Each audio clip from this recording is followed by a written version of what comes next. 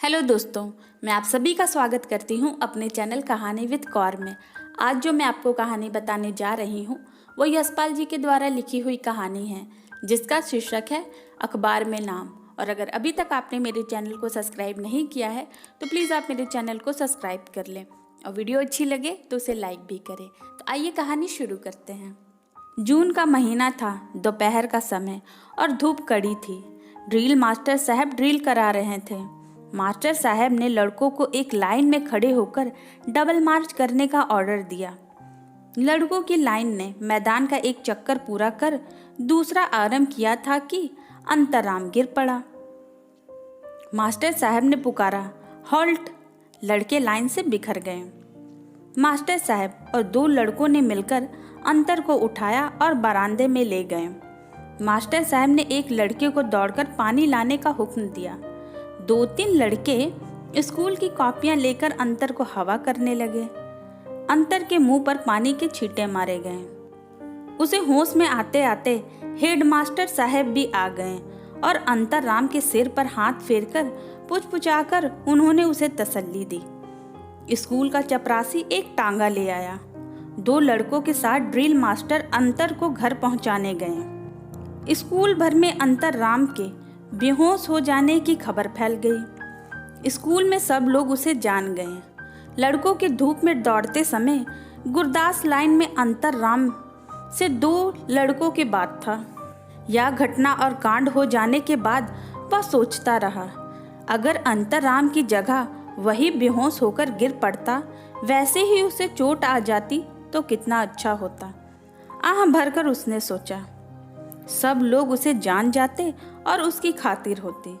श्रेणी में भी गुरदास की कुछ ऐसी ही हालत थी। गणित के मास्टर साहब सवाल लिखकर बेंचों के बीच में घूमते हुए नजर डालते रहते कि कोई लड़का नकल या कोई दूसरा बेजा हरकत तो नहीं कर रहा। लड़कों के मन में यह होड़ चलती रहती कि सबसे पहला सवाल पूरा करके कौन खड़ा हो जाता। गुरदास बड़े यत्न से अपना मस्तिष्क कॉपी में गड़ा देता। उंगलियों पर गुना और योग करके उत्तर तक पहुंच ही रहा होता कि बनवारी सवाल पूरा करके खड़ा हो जाता। गुरदास का उत्साह भंग हो जाता और दो ही पल में देर यूं भी हो जाती। कभी कभी सबसे पहले सवाल कर सकने की उलझन के कारण कहीं भूल भी हो जाती। मास्टर साहब शाबाशी देते तो बनवारी और खन्ना को और डांटते तो खलीफ और महेश का ही नाम लेकर।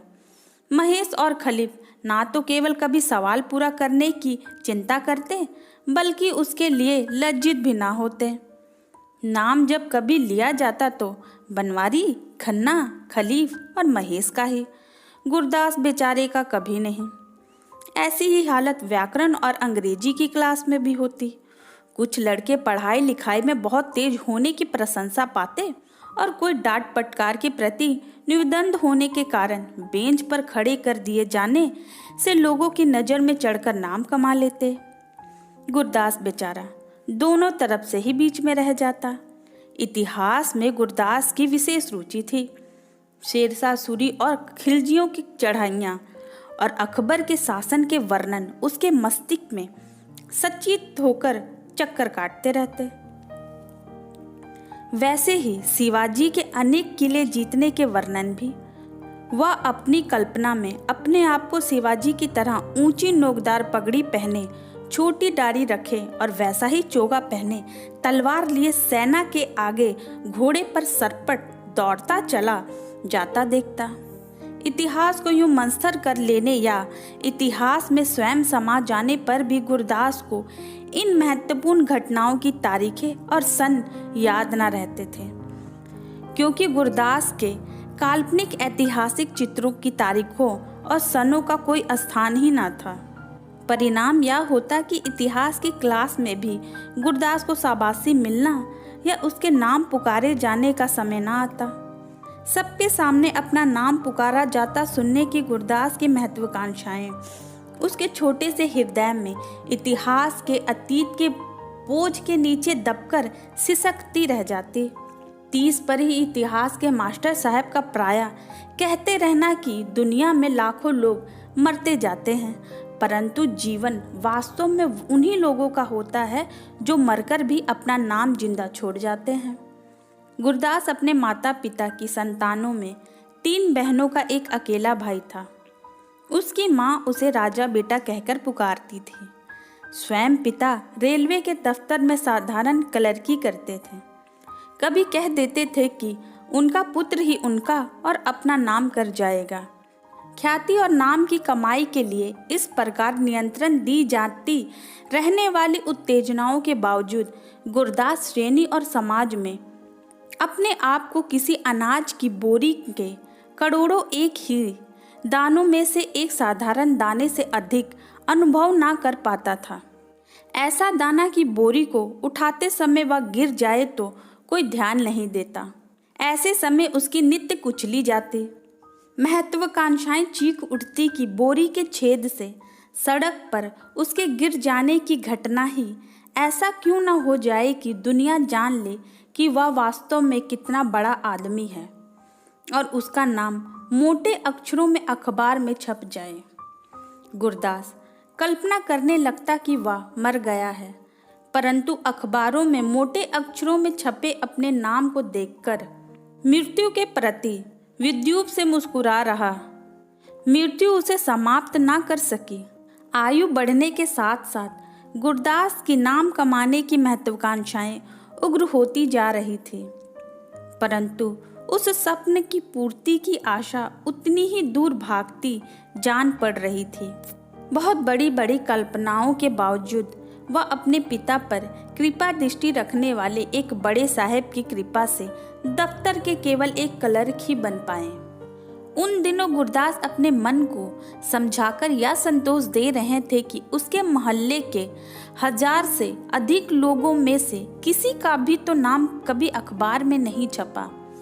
तभी उसके मोहल्ले के एक निसंतान लाला ने अपनी आयु भर का संचित गुप्त धन प्रकट करके अपने नाम से एक स्कूल स्थापित करने की घोषणा कर दी।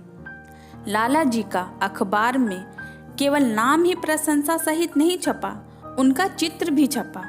गुरदास आह भरकर रह गया। साथ ही अखबार में नाम छपवाकर नाम कमाने की आशा बुझती हुई चिंगारियों पर राख की एक और तैप पड़ गई। गुरदास ने अपने मन को समझाया कि इतना धन और यश तो केवल पूर्व जन्म के कर्मों के फल से ही पाया जा सकता है। इस जन्म में तो ऐसे अवसर और साधन की कोई आशा उस जैसों के लिए हो ही नहीं सकती थी। उस साल बसंत के आरंभ में शहर में प्लेग फूट निकला था।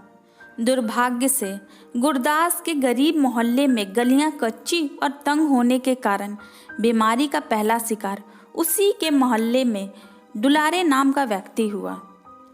मोहल्ले की गली के मुहाने पर रहमान साहब का मकान था। रहमान साहब ने आत्मा रक्षा और मोहल्ले की रक्षा के विचार से छूत की बीमारी के अस्पताल को फ़ोन करके एम्बुलेंस गाड़ी मंगवा दी। बहुत लोग इकट्ठे हो गए। दुलारी को स्ट्रेचर पर उठाकर मोटर पर रख दिया गया और अस्पताल पहुंचा दिया गया। मोहल्ले के हर घर में दुलारी की चर्चा होती रही। गुरदास संध्या शाम थका मंदा और झुंझलाया हुआ दफ्तर से लौट रहा था। भीड़ में से अखबार वाले ने पुकारा, आज शाम की ताज़ा खबर, नहर मोहल्ले में प्लेग फूट निकला, आज की अखबारें पढ़ें। अखबार में अपने मोहल्ले का नाम छपने की बात से गुरदास सिहर उठा। उसका मस्तिष्क चमक उठा। अहो, दुलारे की ही खबर छपी होगी। अखबार प्रायः वह कभी नहीं खरीदता था, परंतु अपने मोहल्ले की खबर छपी होने के कारण उसने 4 पैसे खर्च करके अखबार ले लिया। सचमुच दुलारे की खबर पहले पृष्ठ पर ही थी। लिखा था, बीमारी की रोकथाम के लिए सावधान, और फिर दुलारे का नाम। स्ट्रेचर पर लेटे हुए घबराहट में मुंह खोले हुए दुलारे की तस्वीर भी थी। गुरदास ने पढ़ा कि बीमारी का इलाज देर से आरंभ होने के कारण दुलारे की अवस्था चिंताजनक है। पढ़कर दुख हुआ। फिर ख्याल आया, इस आदमी का नाम अखबार में छप जाने की क्या आशा थी, पर छप ही गया। अपना अपना भाग्य। एक गहरी सांस लेकर गुरदास ने सोचा। दुलारी की अवस्था चिंताजनक होने की बात से दुख भी हुआ। फिर ख्याल आया, देखो मरते मरते नाम कर ही गया। मरते तो सभी हैं, पर यह बीमारी की मौत फिर भी अच्छी है। ख्याल आया, कहीं बीमारी मुझे भी ना हो जाए। भय तो लगा, पर यह भी ख्याल आया कि नाम तो जिसका छपना था छप गया, अब सबका नाम थोड़ी ही छप सकता है। खैर दुलारा बच ना पाया तो अखबार में नाम छप जाने का फायदा उसे क्या हुआ। मज़ा तो तब आता कि बेचारा बच जाए और अपनी तस्वीर वाले अखबार को अपनी कोठरी में लटका ले। गुरदास को होश आया तो उसने सुना, इधर से संभालो, ऊपर से उठाओ। कूल्हे में बहुत जोर से दर्द हो रहा था। वह स्वयं को उठा नहीं पा रहा था, लोग उसे उठा रहे थे। हाय हाय माँ, उसकी चीखें निकली जा रही थी। लोगों ने उसे उठाकर एक मोटर में डाल दिया। अस्पताल पहुंचकर उसे समझ में आ गया कि वह बाजार में एक मोटर के धक्के से गिर पड़ा था। मोटर के मालिक एक शरीफ वकील साहब थे। उस घटना के लिए वह बहुत दुख प्रकट कर रहे थे। एक बच्चे को बचाने के प्रयत्न में मोटर को दाएं तरफ जल्दी से मोड़ना पड़ा। उन्होंने बहुत जोर से हॉर्न भी बजाया और ब्रेक भी लगाया, पर ये आदमी चलता चलता अखबार पढ़ने में इतना मगन था कि उसने सुना ही नहीं। गुरदास कूल्हे और घुटने के दर्द के मारे कहर रहा था। कुछ सोचना समझना उसके बस की बात ही नहीं थी। डॉक्टर ने गुरदास को नींद आने की दवाई दे दी। वह भयंकर दर्द से बचकर सो गया।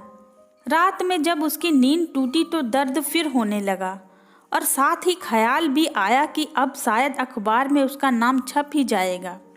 दर्द में एक उत्साह सा अनुभव हुआ और दर्द भी कम लगने लगा। कल्पना में गुरदास ने अखबार के पन्ने पर अपना नाम छपा दिखाई देने लगा। सुबह जब अस्पताल की नर्स गुरदास के हाथ मुंह धुलाकर उसका बिस्तर ठीक कर रही थी, मोटर के मालिक साहब उसका हाल चाल पूछने आ गए। वकील साहब एक स्टूल खींचकर गुरदास के लोहे के पलंग के पास बैठ गए और समझाने लगे, देखो भाई, ड्राइवर बेचारे की कोई गलती नहीं थी। उसने तो इतने जोर से ब्रेक लगाया कि मोटर को भी नुकसान पहुंच गया। उस बेचारे को सजा हो भी जाएगी तो तुम्हारा भला हो जाएगा। तुम्हारी चोट के लिए बहुत अफसोस है। हम तुम्हारे लिए 200-400 रुपए का भी प्रबंध कर देंगे। कचहरी में तो मामला पेश होगा ही। जैसे हम कहें तुम बयान दे देना, समझे। गुरदास वकील साहब की बात सुन रहा था, पर ध्यान उसका वकील साहब के हाथ में गोल मोल लिपटे अखबार की ओर था। रह ना सका तो पूछ बैठा, वकील साहब, अखबार में हमारा नाम छपा है। हमारा नाम गुरदास है। मकान नहर मोहल्ले में है। वकील साहब की सहानुभूति से झुकी आंखें सहसा पूरी खुल गई। अखबार में नाम? उन्होंने पूछा। चाहते हो छपवा दें? हाँ साहब, अखबार में तो नाम जरूर छपना चाहिए। आग्रह और विनय से गुरदास बोला। अच्छा, एक कागज पर अपना नाम पता लिख दो। वकील साहब ने कलम और कागज गुरदास की ओर बढ़ाते हुए कहा। अभी नहीं छपा तो कचहरी के मामले पेशी होने के बाद छप जाएगा। ऐसी बात है।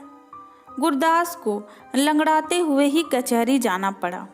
वकील साहब की टेढ़ी जेहर का उत्तर देना सहज न था। आरंभ में ही उन्होंने पूछा, तुम अखबार में नाम छपवाना चाहते थे? जी हाँ, गुरदास को स्वीकार करना पड़ा। उन्हें उम्मीद थी कि मोटर के नीचे दब जाने वाले आदमी का नाम अखबार में छप जाएगा। वकील साहब ने फिर प्रश्न किया। जी हाँ। गुरदास कुछ झिझक पर उसने स्वीकार कर दिया। अगले दिन अखबार में छपा। गुरदास कुछ झिझका पर उसने स्वीकार कर लिया। अगले दिन अखबार में छपा। मोटर दुर्घटना में आहत गुरदास को अदालत ने हर्जाना दिलाने से इनकार कर दिया। आहत के बयान से साबित हुआ कि अखबार में नाम छपवाने के लिए वह जानबूझकर मोटर के सामने आ गया था। गुरदास ने अखबार से अपना मुंह ढांप लिया। किसी को अपना मुंह कैसे दिखाता। बस इतनी सी थी कहानी। धन्यवाद।